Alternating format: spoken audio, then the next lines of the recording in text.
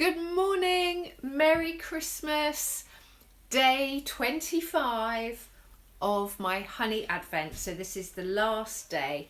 Thank you so much for joining me on this journey, and I've just loved sharing the different honeys that from my collection. So today I've got a really special honey, and it's the one that you really should have on Christmas Day. It's just the perfect honey. So this little thing here is frankincense, and frankincense is a resin that comes from trees, mainly in the Middle East, and it's really perfumed. It's a really incredible resin. And what's amazing about frankincense is it is quite soft and it actually dissolves in water. So if I put this in a glass of water, this is a medicinal frankincense. Good morning, Merry Christmas. So with a medicinal frankincense, you can just put it in water and you can drink it, and you get all the benefits of frankincense and right through your body. And frankincense has been known to really protect you. It's sort of antiviral, antibacterial, and an amazing substance. And this is why it was one of the gifts that the three wise men brought. And I've always been fascinated by the whole story of the three wise men and following the star and the gifts that they brought, so gold, frankincense and myrrh. And there is a belief that perhaps the gold was liquid gold. It could well have been honey, and with the honey and the myrrh and the frankincense, it would have given the baby Jesus everything that he would need to produce a healthy life, so to keep him healthy. So the whole story of frankincense I've loved, and even my youngest son is called Casper, after one of the three wise men. So frankincense obviously is something that I'm attracted to.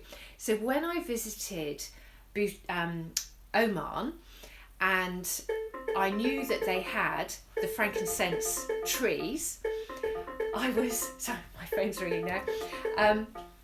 When I knew that they had the frankincense trees, I was just absolutely so excited about the thought that there were these trees that you could get the frankincense resin from.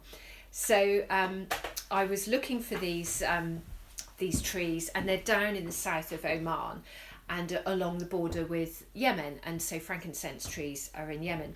And I knew that the resin came from the trees, but I had no idea that you could get frankincense honey. So of course, as soon as I heard that, it made so much sense. These trees blossom and the bees feed on the blossom and you get the frankincense honey. So when I heard about it, I was like, oh, I just can't wait to have frankincense honey. And I really wanted to travel to the south of Oman so that I could see the beekeepers, see the bees, see the blossom on the trees. And I've not yet been able to do that. But I did meet, through Dr. Hassan and Royal Honey in Oman, I met the amazing people who work with the National Honey Company in Oman. So here we go, National Honey. And I had met them, and I'd seen their shops, and I tasted various honeys of theirs. But when I visited, they didn't have frankincense honey, neither time. But I knew that they would have it. But it's such a rare honey, it's in such small quantities that it just sells out straight away. So when I so somebody's hi Kat, so she's just said she used to burn the frankincense on the table when for prayers. Yes, and that's what you can do. You can burn the frankincense as an incense, and it is just amazing. It does calm you down. It cleans the air. So if you put it in water and drink the water, you're cleaning yourself. And you can even put it in water and use it as an air spray. So, it's amazing stuff.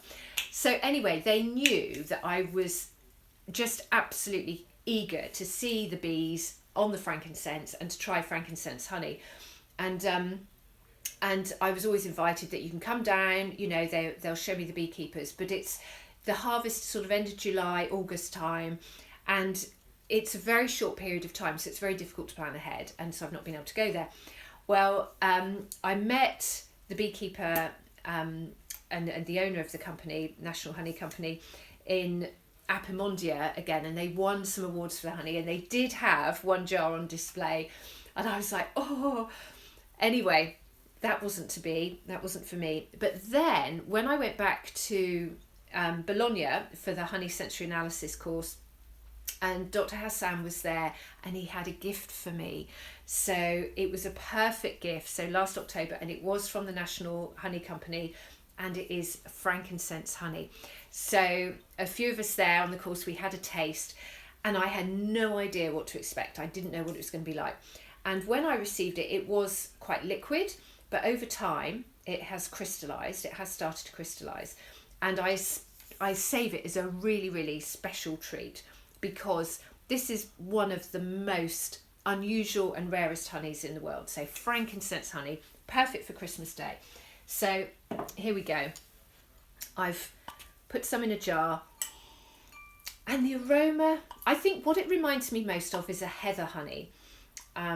Partly with the colour, the rich amber, the texture.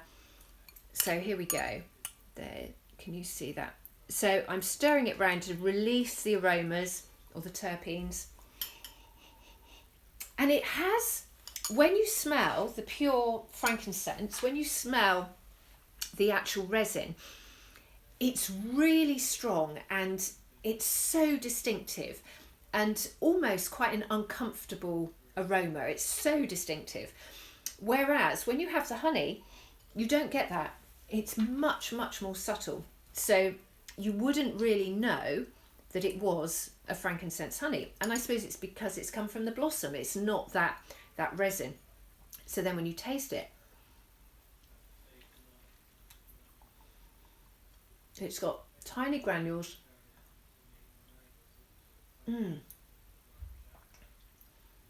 Perhaps a little bit of sherbet, butter. It is creamy. It's not too sweet.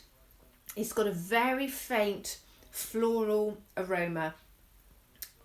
And the aftertaste, it does have that fruit. It isn't the resinous that you would expect. It isn't resinous. It is a beautiful, fruity honey, and that's frankincense.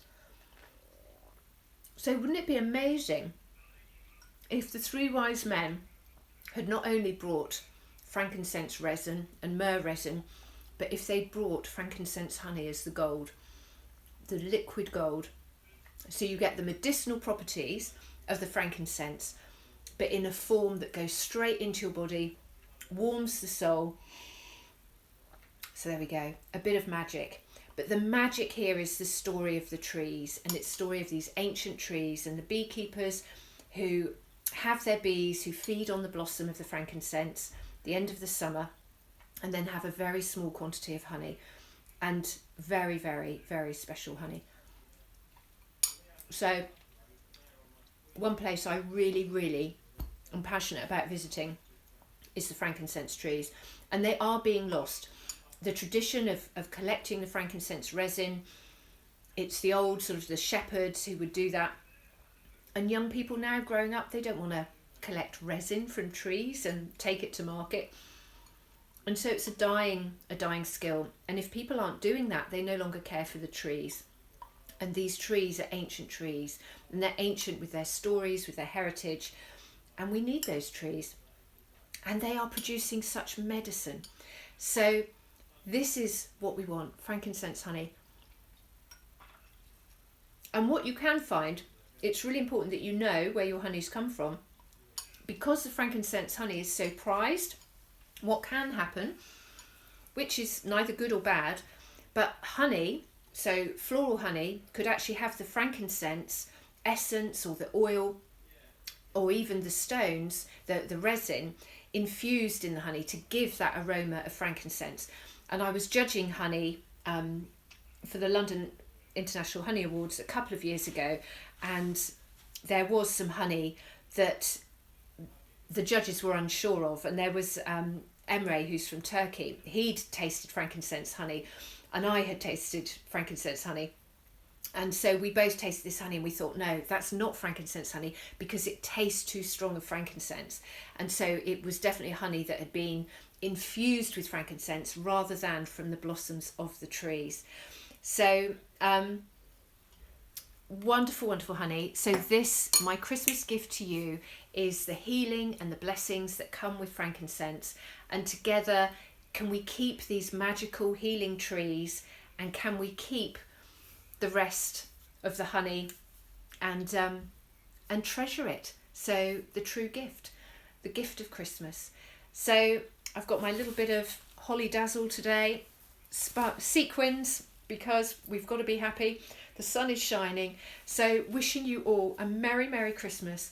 Thank you so much for joining me on my Advent honey journey.